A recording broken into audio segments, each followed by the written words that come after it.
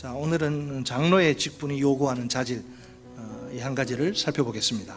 장로의 직분을 받고 싶어하는 그 마음을 바울이 어떻게 평가합니까? 선한 일, 즉 훌륭한 일을 사모하는 것이라 이렇게 말합니다. 장로의 직분의 초점은 명예나 권력이 아니라 하나님의 교회를, 하나님의 백성을 돌보고 섬기는 것이지요. 자, 이제 본격적으로 장로의 직분이 요구하는 자질들을 살펴봅시다. 본문 2절에 제일 처음 나오는 자질을 주목하시기 바랍니다. 책망할 것이 없으며, 가장 일반적인, 그러면서도 가장 중요한 자질이죠. 곧이어 바울은 책망받을 것이 없는 모습에 대해 구체적으로 그 내용을 조목조목 짚어가면서 설명합니다. 10가지가 나옵니다. 이 목록을 이렇게 보면 우리 눈에 확 띄는 특징이 있습니다. 딱 한 가지를 제외하곤 모두 속사람 성품에 대한 이야기입니다. 누가, 어떤 사람이 그 직분을 감당해야 하는가? 하나님의 관심은 직분보다 사람이 먼저입니다. 첫째는 한 아내의 남편이 되며, 장로의 직분을 받으려면 한 아내에게 신실해야 한다, 그 말입니다. 부부관계에 있어서의 헌신을 뜻합니다. 결국 성과 결혼의 영역에서 흠이 없다는 이런 평판이 중요하다는 말입니다. 책망받을 것이 없는 두 번째 자질은 3가지 단어로 표현됩니다. 절제하며, 신중하며, 단정하며.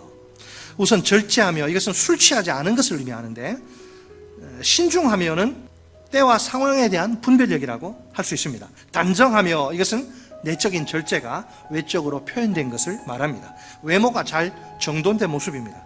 책망받을 것이 없는 3번째 자질은 나그네를 대접하며입니다. 나와는 아무런 이해관계가 없는 낯선 사람을 사랑으로 이렇게 섬기는 것이죠. 책망받을 것이 없는 4번째 자질은 가르치기를 잘 하며입니다. 장로는 말씀을 잘 가르치는 자, 즉 교사여야 한다는 것이지요. 책망받을 것이 없는 5번째 자질은 술을 즐기지 아니하며입니다.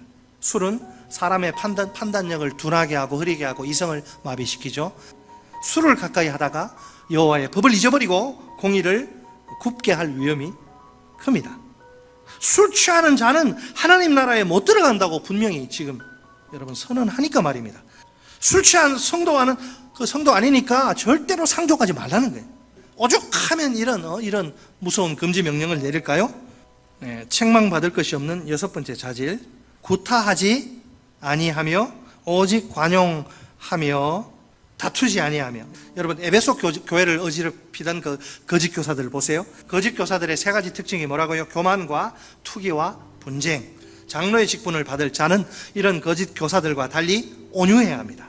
예? 앞장서서 교회를 섬기다 보면 힘든 일이 왜 없겠습니까? 그래도 바울이 말하는 게 뭐예요?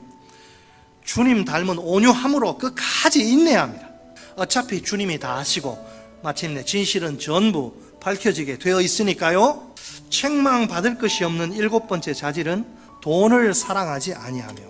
돈은 가치 중립적이에요. 돈은 선하지도 않고 악하지도 않아요. 소유한 자가 어떻게 사용하느냐 따라서 이게 선이 될 수도 있고 악이 될 수도 있어요. 문제는 돈이 수단이 아니라 목적으로 변질되는 경우입니다. 자기도 모르게 돈이 최고라는 세속적 가치관이 그 영혼에 뿌리를 깊이 박은 거예요.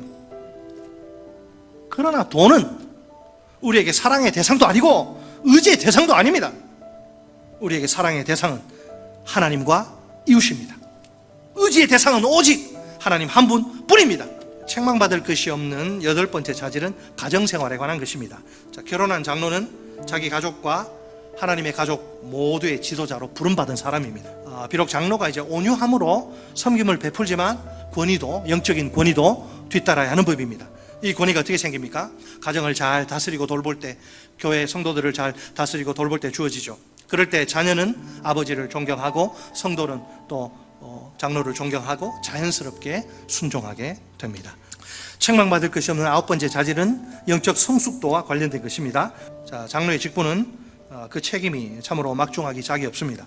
그래서 이제 그 직분을 감당할 만큼 충분히 영적으로 또 성숙해지는 것이 중요한데요.